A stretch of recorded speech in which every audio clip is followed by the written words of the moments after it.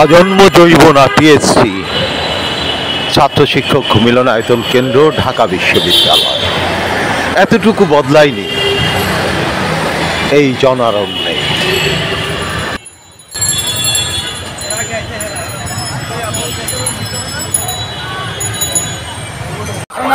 আছে মাঝখানে কিছু খবর খারাপ আছিল, এখন মোটামুটি ভালো আপনাদের লাইনের মতো হয়ে আসছে।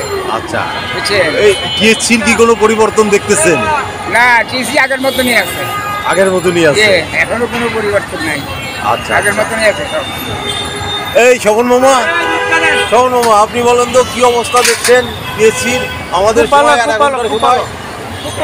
খুব ভালো না? পরিবর্তন হয়েছে কিছু, অনেক কিছু, কিন্তু মানুষের সমাগম কি আমাদের মতোই?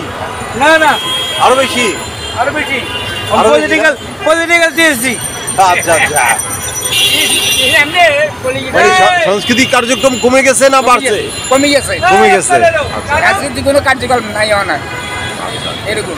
ভাইয়া কেমন মনে করছেন? ভাইয়া আপনি কেমন মনে করছেন? টিএসসিতে কি আগের চেয়ে সাংস্কৃতিক কার্যক্রম বেড়েছে না কমেছে?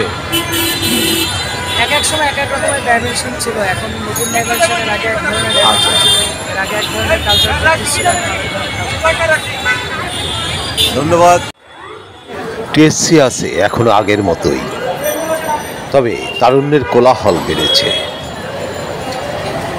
বদলেছে ব্যানার ফেস্টুনগুলো, কিন্তু সাংস্কৃতিক কর্মকাণ্ড বাড়েনি বলেই জানালেন বেশ কয়েকজন শিক্ষার্থী ও ব্যবসায়ীরা।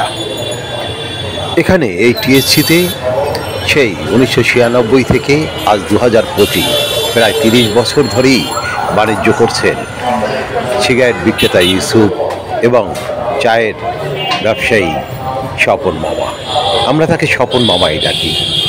দীর্ঘ বছর পর স্বপন মামার চায়ের দোকানে আন্তরিকতার মেলা। আরিফ আহমেদ, টিএসসি, ঢাকা বিশ্ববিদ্যালয়।